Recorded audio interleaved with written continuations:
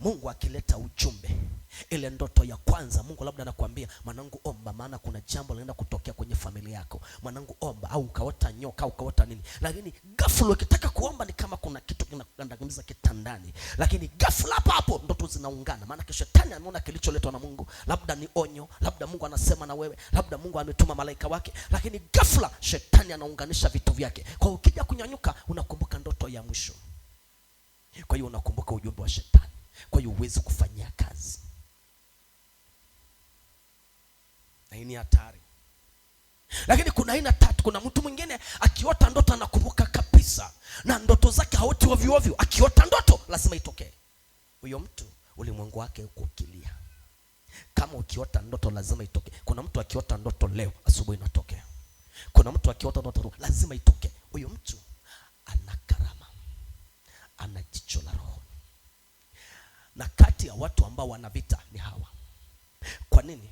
Kama huyu mtu akiota ndoto, ulimwengu wa kuzimu namjua, na ananyanyuka anaomba, uwe na uhakika kuzimu watampiga vita. Maana unaponyanyuka kuomba, maana yake unapambana na jeshi la kuzimu, na unapopambana nao maana yake unawanyima kazi. Unapopambana nao maana yake unawakosesha kibali. Unapopambana nao maana yake wengine wanakufa. Kwa taarifa nilionayo, wale watu ambao wakiota ndoto na wanaamka kuomba, uwe na uhakika wameharibu kuzimu, wamevunja mapepo, wengine wamekuwa vipofu. Na leo naongeza anointing ndani yako. Nenda kawamalize.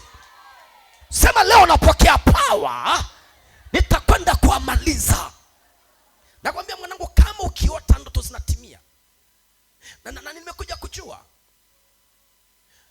hakuna kitu Mungu kinakuja kwa mwanadamu bila Mungu kutoa ripoti. Lazima Mungu atakuonya.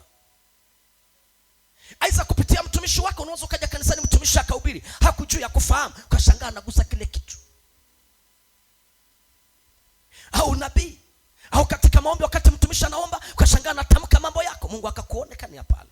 Lakini wakati mwingine Mungu anaweza akasema na wewe direct kwenye ndoto au kwa sauti. Na wengine Mungu anaweza akawapa mzigo na sigino. Unaweza ukashangaa asubuhi unaamka, unasikia tu uzito wa kuomba.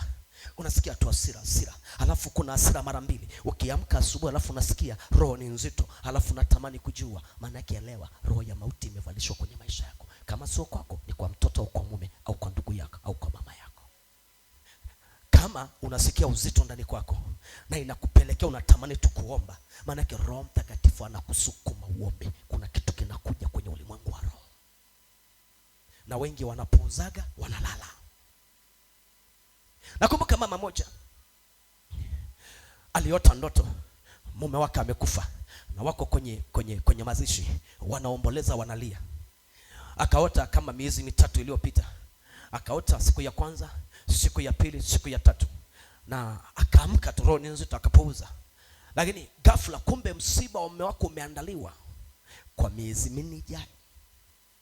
Ngoja nikwambie, kabla hujapatwa na matatizo, ulimwengu wa roho inaandaa mateso yako. Kwa mfano, kama wanapanga kumuua mume wako, kama wanapanga kumuua mtoto wako, kama wanapanga kuua biashara au chochote kile, wanachofanya, wanaenda kwenye ibada zao, wanasema Neseriani tunataka afe, Raheli tunataka afe, Baraka tunataka afe, tunataka tumtoe kafara, mtoto wake ni mjanja, tunataka kula hiyo mimba. Kwa hiyo tufanyeje? Wanakutana kwenye kikao, wanamuita kwenye ndoto. Wakati unalala wewe, unaota kumezungukwa na watu wanasema na wewe, hata uwafahamu na yamkini unawafahamu. Kumbe wakati huo unaongea kwenye ndoto, kwenye vikao vyao, kumbe ndo wanakusemesha. Halafu hapo wanakuita, halafu wanaandaa mazishi yako, wanachimba kaburi, wanaandaa na sanda, wanaandaa na jeneza, wanaandaa kila kitu. Wakimaliza wanaandaa na usafiri wako ambao utakusababisha kidunia, utapotea. Usafiri gani? Wanaweza wakatega ajali, wakasema atupitie kwenye toyo, gari ipata ajali, au ajinyonge. Usionaga watu wanajinyonga ukafikiri wanapenda. Hakuna mtu anayejipenda kwenda kuchukua kamba akajinyonga, hata kama anadaiwa. Wakati mwingine roho ile iliyopandwa inafanya kazi, na wakasema namna ya kumaliza huyu apite hapa, usafiri wake ni huu, ajinyonge. Usafiri wake ni huu, ni pressure. Usafiri wake ni huu, apata ajali. Kwa hiyo wanatengeneza kwenye ulimwengu wa roho.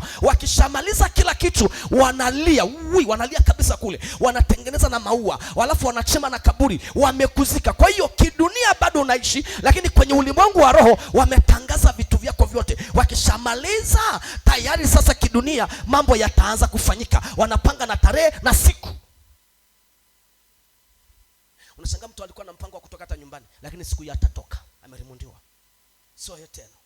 Nafsi yake imeshachukuliwa, iko kwenye jeneza, iko kaburini. Nataka niseme hapa, kama kuna watu wamepangiwa jambo hilo au familia ya kwenu, kabla hawajaanza kulia, kabla hawajaanza kutengeneza usafiri wao, nataka nitangaze wasambaratike na waungue moto, kila mmoja apite njia yake.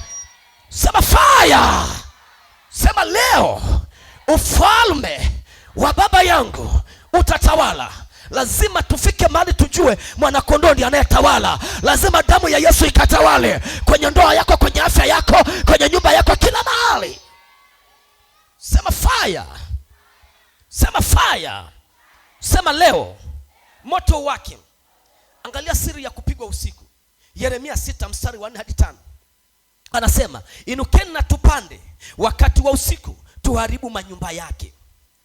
Wanazo vyumba vya usiku wa manane, wanatumia kujadili na kupanga mishale zao na kugawa majukumu yao, namna ya kuharibu uumbaji wa Mungu. Hebu nisome ile andiko. Amina. Imeandikwa hivi. Takaseni vita juu yake. Tangazeni vita juu yake. Inokeni. Inokeni. Na tupande juu ya wakati wa adhuhuri. Na tupande juu wakati wa adhuhuri. Ole wetu kwa kuwa mchana umeanza kupungua. Ole wetu kwa kuwa mchana umeanza kupungua. Sema umeanza kupungua. Umeanza kupungua. Hata sasa hivi si jamani, mchana umeanza kupungua Tunaelekea wapi? Gizani. Vivuli vya jioni vinazidi kuwa virefu. Vivuli vya jioni vinazidi kuwa virefu. Inukeni na tupande juu ya wakati wa usiku. Inukeni na tupande juu wakati wa nini jamani? Wa usiku. Sijui kama kuna watu wananielewa. Mungu akupe ufahamu. Mungu akupe ufahamu. Nataka niwainue mashujaa wapande juu wakati wa usiku. Amen. Kwenye ulimwengu wa roho, ile ulimwengu wa roho, nataka mashujaa kama 30 watakao simama wakabomoa vitu vya kichawi. Amen. Sema leo Mungu nisimamishe. Leo Mungu nisimamishe. Nitakwenda kubomoa. Nitakwenda kubomoa. Robo shakoriama. Sema hakuna pepo litafanikiwa. Hakuna jini litafanikiwa. Hakuna mchawi atafanikiwa. Hakuna mizimu itafanikiwa. Hakuna mganga atafanikiwa. Hakuna binadamu mwenye hila ambaye atafanikiwa.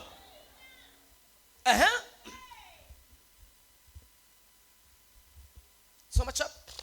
Tukayaharibu majumba yake. Tukaharibu nini? Majumba yake. Majumba yake. Wanaharibu nyumba yako. Mwana, ngoja nikwambie kitu. Usikae hapa duniani kama kila anayekuchekea ndivyo anavyokuchekea moyoni kama anavyocheka kwa mdomo.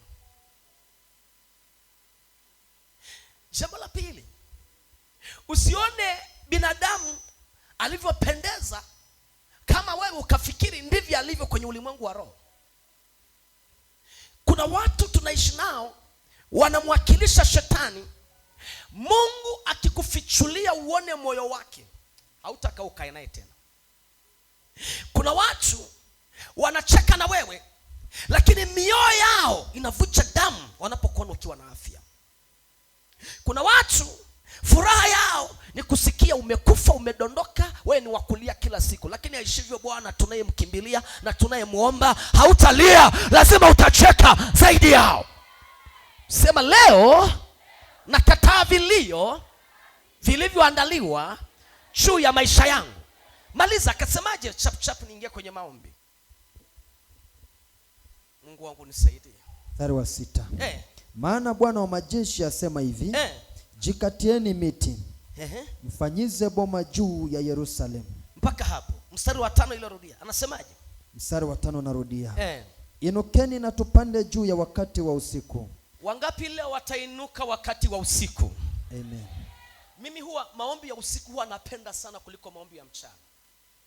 Maana ukitaka siku yako iende vizuri, jifunze kuomba saa 6 mpaka saa 9. Nakwambia hata ukifungua mlango, mambo yako siku yatakuwa nyepesi sana. Yaani hautakutana na buku, maana yake umeshatanguliza damu ya Yesu na malaika wakutangulie. Na siri ya Mkristo ni kumtanguliza Mungu kila poichwapo leo.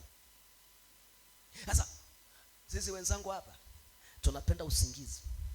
Sasa unapenda usingizi, ukienda kwenye elimu haumo, ukienda kwenye wafanyabiashara haumo, Ukienda kwenye familia yenye kitu haumo, ukienda kwa ndugu hawana kitu, yaani wewe mwenyewe huna chochote, unalalaje?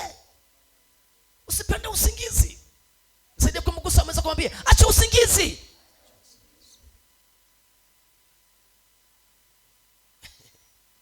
Mwambie acha usingizi. Mwingine analala mpaka anangoroma. Ukipita karibu na dirisha unasikia kama poko. Unangoroma kama nguruwe. Unajui kusikia, unajui kulala na mtu anayengoroma. Yaani kama uko na mama anayengoroma unasikia hata mwizi akipita nje asikii. Unakuta mwanamke hata kuomba uwezi kuomba. Unangoroma mpaka asubuhi, mpaka dada nashuka hiyo. Maandiko yanasema inukeni wakati wa usiku.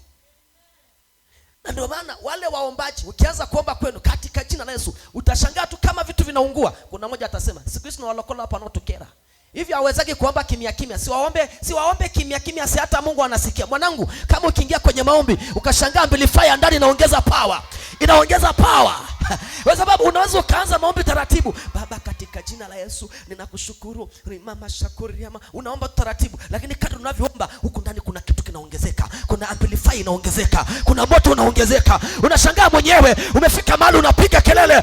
Piga kelele, usiogope. Roho Bwana anataka upige kelele. Maana kuna watu wanatakiwa waondoke. Natamka amplifier yako iwe na fire. Amen. Sema amplifier yangu ya ndani iwe na fire.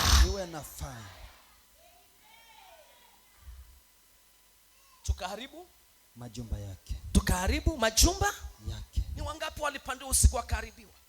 Hapa watu mnatembea na mateso. Kuna mtu unajiona uko salama, lakini ukweli ni kwamba umeshaandaliwa kitu. Tutegue. Tunajua unapokuja kwa Elisha, tunakuja kutegua mitego. Hivi una taarifa hiyo? Unapokuja hapa sipigi kelele bure, tuna kitu tunategua. Sema basi amina. Amen. Na ndio maana vita inainuka. Ndio maana ngoja nikwambie, hakuna mtu anayeharibu vitu vya watu akapendwa. Lakini hata wasipokupenda, taka moja akupende, anaitwa jemedari wa vita, anaitwa shujaa wa msalaba.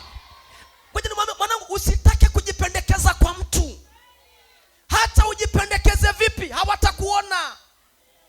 Jipendekeze kwa huyu ambaye ndio akisema jambo amesema jambo. Na amenituma nikwambie, kila pando tunang'oa leo.